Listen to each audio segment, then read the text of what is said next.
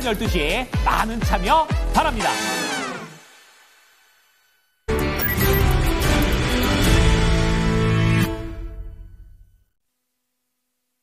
네, 3포인트 들어가기 전에 지금 급변동 나오는 종목 몇 가지만 체크하겠습니다. 한미반도체가 급락이 나옵니다. 지금 좀 전까지만 하더라도 한 7% 밀렸고요. 지금도 한 6%가량의 하락입니다. 하나비전이 급등이 나옵니다. 한 6% 정도의 오름세, 좀 전에 12% 오름세 보여줬었는데요. 그때 2시 후반 구간대 일부 매체 단독 보도여서 내용은 좀 더 봐야 될 것 같습니다. 그런데 이 매체 보도에 따르면은 앞서서 SK하이닉스와 한미반도체가 지금 좀 사이가 안 좋죠. 이런 가운데 한미반도체가 가격을 올렸는데요. 거기에서 내부에서 결과적으로는 한미반도체와 완전 결별 수순을 밟는다라는 겁니다. 한미반도체가 가격 올리고 나서 이런 부분들을 겹분을 해서 SK하이닉스에서 다른 TC본더 업체를 알아보고 있다. 뭐 이런 내용입니다. 원래 이달 말에 TC본더 발주가 나와야 되는데요. 아직까지 SK하이닉스의 공식적인 공시를 통한 발주 내용은 전해지지 않고 있는 가운데 한미반도체와는 점점 더 멀어지고 또 한화비전이 대안이 되지 않을까.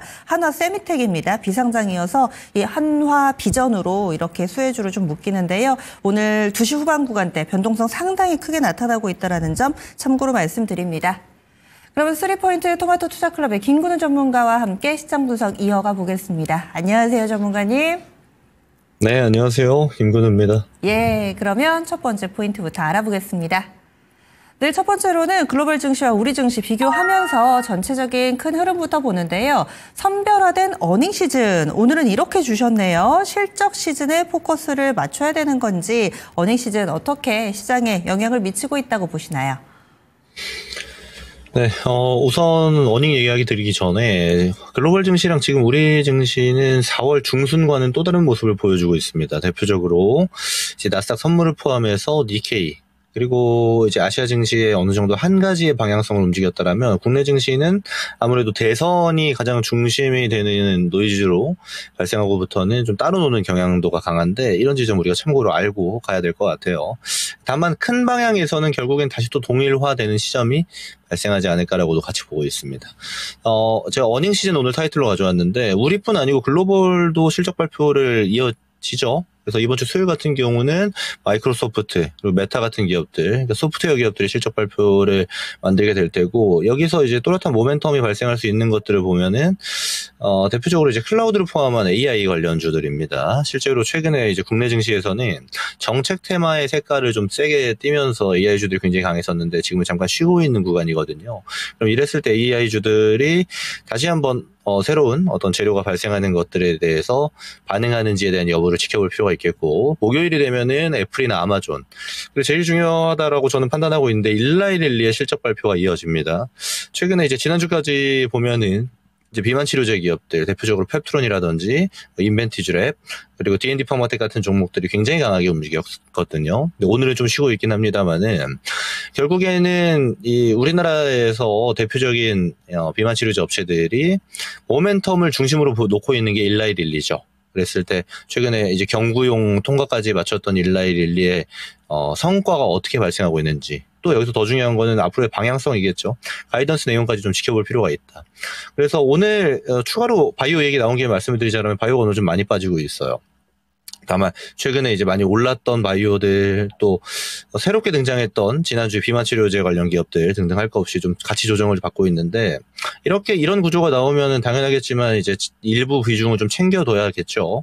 그래서 플랫폼 기업들도 많이 올라온 기업들은 좀 챙겨두시고, 또 비만 치료제 기업들도 많이 올라온 기업들 챙겨두는 자리 정도로 한 번에 이제 낙폭이 발생했죠. 쭉 올라오다가 이런 과정은 우리가 비중 조절할 수 있는 타점으로 볼 수 있겠고, 새로 들어가시는 분들 같은 경우는 지금과 같은 상태에서 좀 지켜볼 필요가 있다라는 말씀도 같이 드릴 수가 있겠습니다. 그래서 없는 분들은 담을 수 있는 영역으로, 쭉 끌고 오셨던 분들은 일부 챙겨가는 구간으로 구분할 수 있는 게 오늘 정도의 시장이 되지 않을까 싶고요.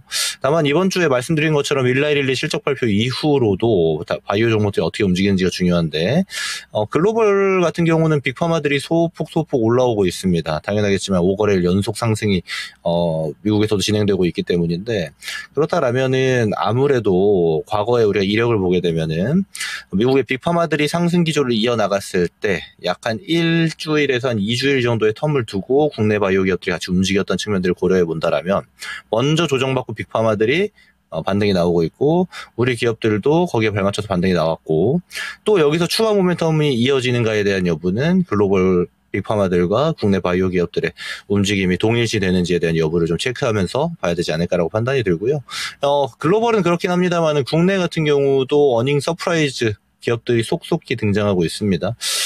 근데 여기서 봐야 되는 게 선별화 좀 하셔야 될 거예요. 제가 두 번째 포인트에서 산업재 종목들, 뭐 조선 방산, 원전 이런 기업들을 다룰 텐데, 어닝 서프라이즈 기업들 중에서 예상치 대비해서 올랐으나 실제로 이미 많이 올라가 있어가지고 세론이 되는 경우가 슬슬 나올 겁니다. 대표적으로 제가 오늘 1시에 랭킹 중에서 종목 상담도 했었던 하나오션 같은 기업들 같은 경우 오늘 좋았죠. 그리고 오후장에서 실적 발표가 나왔을 때도 나름 좋은 퍼포먼스 보였습니다만 실제로 비싸요. 이제 제가 조선주 비싸다고는 처음 말씀드리는 것 같은데 한화오션이 유독 비쌉니다. 그동안 좋은 모멘텀을 너무 많이 받고 있었고 12개월 선행폭 기준으로 지금 한 48배 이렇게 나오거든요. 그러니까 다른 조선, 대표적으로 HD 현대중공업을 기준으로 놓고 비교하자면 HD 현대중공업이 한 28배 나옵니다. 그러니까 굉장히 비싼 가격을 유지하고 있어가지고 지금 언제 세론이 나와도 이상하지는 않다라고 보셔야 돼요. 들고 가는 분들은 지금 같을 때 이런 하나오션 같은 종목들도 좀 챙길 수 있는, 그러니까 실적까지 딱 봤으니까, 좋은 것까지 봤으니까 챙기고 내려오면 다시 살 수 있는 명분은 충분한 겁니다. 그래서 적절하게 비중을 조절해야 되는 시기가 아닌가라고도 볼 수 있는 게 지금의 어닝 시즌이다. 그리고 어닝 서프라이즈 나왔으나 시장이 아무래도 좀 삐걱거리죠. 그래서 제대로 퍼포먼스가 나오지 않고 실적 이전 값으로 돌아간 기업들도 꽤나 많이 등장하고 있습니다. 그런 기업들은 조심히 관심 종목에 담아두시는 게 좋을 것 같아요. 저는 이번에 이 어닝 시즌 끝나고 나서 다음 주도주가 될 수 있는 영역으로도 좀 구분 짓고 있기도 합니다. 네, 이 정도 의견 드리겠습니다. 네. 지금 글로벌에서는 일라이르의 실적 발표를 좀 기다리고 계시는 것 같고 국내에서도 아직 실적 많이 안 나온 그런 기업들, 지난주에 하이닉스라든지 뭐 시가총액 상위엔 나왔는데요. 혹시 기다리고 계신, 기대가 되는 그런 기업이 있으신가요? 네, 이건 제가 지난주에도 이야기 드렸는데요. 대표적으로 피부 미용, 그리고 피부 미용 바이오 기업들이 전 좀 기대가 되고 있습니다. 피부 미용 바이오라고 하면은 휴젤이나 메디톡스, 대웅제약처럼 보툴리늄 톡신 관련 기업들이 전 좀 기대가 되고요. 그동안 수출 데이터가 워낙 좋았기 때문에. 그리고 APR을 포함해서 피부 미용 기기 관련주들도 저는 꽤나 좋은 성과가 나올 만하다라고 개인적으로 보고 있습니다. 그래서 피부 미용 쪽이 지금 실적이 안 나온 섹터들 중에서는 가장 기대되는 측면이 크다라고도 얘기 드릴 수 있겠네요. 그래서 공이 뭐 글로벌 시장이나 우리 시장 모두 다 실적 발표 나오고 있는데 여기에 포인트 맞춰서 첫 번째로 읽어봤고요. 다음 두 번째 넘어가겠습니다. 두 번째는 시장의 주도 섹터, 이 부분을 보고 있습니다. 산업재 전성시대라고 달아주셨는데 지난주에는 조선방산은 사실 꾸준히 좀 집중해서 얘기를 해주셨고 바이오하고 AI 소프트웨어 이렇게 해서가 주도 섹터였잖아요. 변화가 있는지도 좀 궁금하고요. 그대로 유지되고 있는 섹터도 또 추가적으로 설명을 해주시면 좋을 것 같아요. 산업재 전성시대 어떤 쪽 주도 섹터로 보고 계신가요? 일단 산업재들은 지금 전반적으로 계속 좋죠. 시장의 영향도가 거의 없습니다. 특히나 이제 조선 방산. 제가 오늘은 이제 산업재를 타이틀로 달았기 때문에 원전이랑 전력 기업들까지 가져왔는데, 조선 기업들은 방금 말씀드렸던 것처럼 이제 많이 올라갔어요. 그리고 유독 비싼 게 이제 하나오션 정도고, HD 현대중공업, 그러니까 HD 계열 같은 경우는 좀 위에 자리가 남아있긴 한데 전반적으로 이제 팔면서 봐야 되는 자리가 또다시 온 겁니다. 제가 작년 10월, 11월에 발생했던 이런 구간이 되겠죠. 여기서도 한번 피크아웃에 대한 이야기를 같이 드렸었는데 조정 나오고 다시 한번 큰 상승이 나왔단 말이에요. 그리고 올해 2월에 한 번 더 고점의 형성이 발생했었죠. 근데 이 2월하고 지금의 가장 큰 차이는 뭐냐면 2월부터의 조정은 조선의 조정이 아니었습니다. 그냥 시장 조정이었죠. 조선주도 같이 빠진 거였는데 지금은 이제 조선주들이 쉬어가도 될 타이밍이 슬슬 오고 있다라고도 개인적으로 보고 있어요. 그리고 지금 보면은 관세 같은 노이즈들이 시장의 영향도가 좀 높다 보니까 아무래도 관세 영향권 밖에 있는 조선이나 예를 들어서 뭐 방산, 엔터 이런 기업들이 강하게 좀 올라갔다라면은 관세 노이즈가 아직 뭐 완전히 해소된 건 아닙니다만 사실 완전 해소되려면 몇 년 걸려요. 근데 조용해질 겁니다. 조용해지는 순간 속에서 지금까지 다소 상대적으로 약했던 섹터들이 올라올 가능성이 상당히 높다라고 개인적으로 보고 있어서 조선 방산주들 같은 경우는 사실 수요일 날 이제 에어로스페이스 실적 발표가 있어서 방산주들은 조금 더 끌고 가볼 만한데 조선주들은 나올 애들이 다 나왔죠. 그래서 저는 있다라고 좀 놓고 판단하시는 게 좀 유리하지 않겠나 보고 있고요. 그리고 원전 전력 같은 경우는 얘기가 좀 다릅니다. 대표적으로 두산 에너빌리티 포함해서 원전 기업들 같은 경우는 제가 강의로도 하고 그랬었는데 저는 이쪽은 좀 더 위에 상승폭이 좀 남아있다라고 봐요. 물론 지금 1A로 올라와 버렸죠. 그러니까 4월 중순까지 조정받을 때 세게 받다가 반등 빵 하고부터는 안 쉬고 올라왔기 때문에 뭐 중간 등락이지만 쪽이 되지 않을까 개인적으로 보고 있습니다. 사실 원전 전력 중에서 원전이 더 좋아 보이고요. 그리고 추가적으로 5월 초가 되면 체코원전 수주 최종 계약 발표가 진행이 될 텐데 이거에 대한 기대감도 계속 불러일으켜질 것으로 좀 예상이 됩니다. 결과 나오기 전에 퍼포먼스가 좀 더 지속이 될 가능성이 높겠죠. 그래서 뭐 그 순간까지 좀 가봐야겠습니다만 아무래도 지금 이번 주가 좀 끝나면 연휴가 되고 연휴가 있다라는 거는 수급으로서는 악재죠. 좀 쉬어가는 증시가 발생하는 지금 가장 끌고 가기 좋은 쪽은 어디냐라고 보면은 사실 너무 많이 얘기 드렸던 원전이 제일 좋아 보이긴 합니다. 이 산업재 쪽에서는. 그래서 산업재 사이에서도 좀 갈리고 있긴 한데 저는 전반적으로 좋은 분위기 오랫동안 유지해줬고 우리한테 찬스 많이 준 섹터이니만큼 잘 챙기시고 그 다음에 찬스를 좀 기다리는 게 필요한 구간이다라고도 같이 얘기를 드려보도록 하겠습니다. 전문가님, 조선하고 방산 얘기할 때 말미에 제일 중요한 내용이 저희가 연결을 고르지 못해가지고 살짝 소리가 안 들렸거든요. 결론만 다시 한 번 더 얘기해 주시면은 조선 좀 팔고 재접근, 방산은 홀딩 이렇게 얘기해 주신 게 맞으신가요? 방산은 대장이 아무래도 하나 에어로스페이스입니다. 에어로가 이제 수요일날 실적 발표인데 뭐 나쁠 게 없어요. 괜찮을 겁니다. 수주량만 봐도 그렇고 지금까지 수출 데이터만 봐도 괜찮을 건데 많이 올라간 만큼 기간 조정이 좀 필요하긴 해요. 그래서 방산은 저는 실적 발표까지 좀 보고 파셔도 될 것 같고요. 그리고 조선주들은 다 나왔기 때문에 저는 팔면서 보셔야 되는 자리가 오늘부터 시작됐다라고 판단하고 있습니다. 이렇게 정리하겠습니다. 알겠습니다. 상당히 좀 핫한 종목군들 이렇게 조선방산, 원전, 전력까지 전력보다 이 원전, 이 네 가지 가운데서 원전은 상당히 좀 많이 강조를 해주고 계시죠? 다음 마지막 포인트 넘어가겠습니다. 세 번째 포인트입니다. 중소형 테마 장세 트레이딩 뷰 유효 해주셨는데 테마 장세, 테마도 굉장히 좀 빠르게 돌아가고 있습니다. 어떤 쪽을 보면 좋을까요? 사실 제가 뭐 테마주를 TV 방송에서는 많이 얘기 안 해요. 또 따라 사시는 분들이 또 계실 수도 있고 그랬을 때 손실 볼 확률이 상당히 높아지기 때문에 그런데 근데 요즘 이제 중소형주의 테마들이 너무 가파르게 돌고 있고 또 시장의 유동성이 많이 부족한데 아무래도 시장 유동성이 부족하다 보니까 대형주들 시총 상위주들을 위주로 움직인다기보다는 시총이 작고 빠르게 적은 돈으로 움직일 수 있는 애들이 많이 돌고 있습니다. 대표적으로 이제 대선 주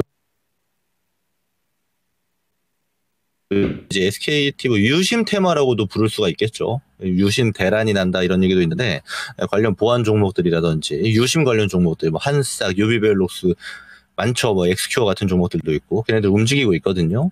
근데 이쪽은 저는 이 올라가는 차시에서의 접근도 트레이딩 가능하신 분들은 괜찮다고 봅니다. 왜냐하면 지금 중소형 테마주들이 A 갔다 B 갔다 C 갔다가 D 갔다가 다시 A 가고 계속 돌고 있거든요. 그리고 이런 말인 즉슨 기존에 움직였다가 또다시 좀 쉬어가고 있는 테마주들이 있죠. 예를 들면 AI 같은 테마들 그리고 정책주들 중에서 이제 양당이 초당적으로 추진하고 있었던 뭐 출산 관련 저출산 관련 정책들이라든지 이런 종목들은 저는 계속 유효할 가능성이 높다라고 봅니다. 근데 제가 오늘 정리해서도 코멘트를 써놨지만 이런 쪽 테마주들은 긴 호흡으로 접근하면 절대 안 돼요. 샀으면 올라가든 내려가든 팔 생각 먼저 하셔야 되고 시나리오 짜고 대응하셔야 된다는 게 가장 중요한 포인트다라고 얘기 드릴 수 있겠고요. 지금 보면은 정책주들이 조금 쉬어가고 있죠. 양당 이제 국민의힘 같은 경우는 대선 주자가 아직 안 정해졌습니다. 경선 중인데 주자가 둘 다 정해지게 되면 또다시 새로운 정책주들 등장할 가능성이 굉장히 높습니다. 게다가 테마색이 진한 섹터들 같은 경우 테마주들 같은 경우는 처음에 발생할 때가 제일 세요. 그리고 그 다음부터는 중간 변동성 먹기 싸움이 되는 트레이딩 뷰입니다. 그렇다 보니까 쉽게 대응하려면 처음에 등장했을 때 사는 게 낫겠죠. 오늘 SKT 유심 테마가 처음 등장할 때 가장 센 것처럼. 그래서 이런 측면들이 좀 팁이라고도 볼 수 있겠고, 절대로 길게는 보지 마셔라. 짧게 끊어서 볼 수 있는 영역으로 두셔라. 장세가 사실 테마주들을 되어져 있다 보니까, 그래서 이런 거 활용하실 수 있는 분들은 충분히 해도 될 만큼 시장이 테마주들에 좀 많이 집중하고 있는 때이다라고 좀 정리해서 얘기를 드려보도록 하겠습니다. 네, 테마는 처음에 시세를 날 때 차라리 살 거면 그때 사는 게 낫다 얘기를 해주셨는데 또 예를 들어 오늘의 유심 테마 같은 경우도 대장들은 진작에 상한가에 들어가가지고 이럴 때 그러면 지금이라도 살 수 있는 곳을 사는 게 좋을지 아니면 대장들이 좀 풀렸을 때 하루 정도 이틀 정도 있다가 풀렸을 때 그때 조정 시 접근하는 게 좋을지 이 투자 전략 측면에서 답을 주신다면요. 대장들이 쉬었다 갈 때가 좋죠. 못 잡았다라면요. 되게 심플한 건데 네. 왜냐면 테마주들도 좀 비실비실한 애들은 계속 비실비실합니다. 그래서 저는 아예 살 거면은 센 애들이 조정이 나올 때 사는 게 훨씬 유리한 포지션 잡기가 용이하다라고도 얘기 드릴 수 있겠네요. 네, 알겠습니다. 그리고 정책주는 순환매 돌 거다 얘기를 해주셨는데 뭐 AI도 상당히 강했던 테마였고 그리고 또 세종시도 지금은 얘기 쏙 들어갔지만 그때 정말 강했었잖아요. 홈닥터도 있고 저출산도 있고 혹시 좀 관심 갖고 보시는 이 대선 정책주 쪽 있으신가요? 저는 저출산 테마주들이 아무래도 초당적이기 때문에 얘기가 안 나올 수가 없거든요. 그리고 지금 적당히 쉬어가는 구간에 있는 애들이 많기 때문에 유독 관심이 가긴 합니다. 알겠습니다. 이렇게 해서 쭉 설명을 해주셨는데요. 정책주에 대한 이야기까지 잘 들어봤습니다. 그리고 오늘 무료 온라인 공개 방송 있으시죠? 네, 맞습니다. 사실 제가 지난주에도 공개방송 월수금 드리면서 시장 얘기를 좀 많이 드렸었어요. 근데 아시겠지만 지금 유동성이 굉장히 부족합니다. 시장 유동성이 빵빵 차 있는 게 아닌데 굉장히 리바운딩이 세게 나왔어요. 그러니까 지수 단위로 보면 반등이 세게 나와가지고 적당한 조정이 나와야 될 시점이 왔는데 저는 그게 오늘 정도부터 출발하고 있다라고 개인적으로 보고 있고 그러면 이 조정 단계에서 우리가 어떤 식의 전략을 취해야 되는가 그러니까 챙겨야 되는 섹터는 어디고 새롭게 관심 둬야 되는 애들은 어디고 이런 구분이 좀 필요하잖아요. 그런 과정에 대해서 좀 이야기하는 시간 가져가 보도록 하겠습니다. 많은 참여 부탁드리겠습니다. 네, 알겠습니다. 그럼 다음 주에 뵐게요. 네, 고맙습니다. 예. 김근우 전무가 함께했습니다. 잠시 후 4시부터요. 김근우의 근본 투자 유튜브 채널로 들어가시면은 라이브 방송 보실 수가 있습니다. 역시 올만한 조정은 옵니다. 하루하루 다른 시장 대응법 좀 짧게 대응을 하실 분들 이 테마주에 대한 트레이딩도 알려드리고요. 그리고 또 긴 관점에서 시장의 흐름을 따라가는 전략까지 꼼꼼하게 챙겨드리는 시간이니까 이 시간도 많이 참여해 주시기 바라겠습니다. 지금까지 3포인트 함께했습니다.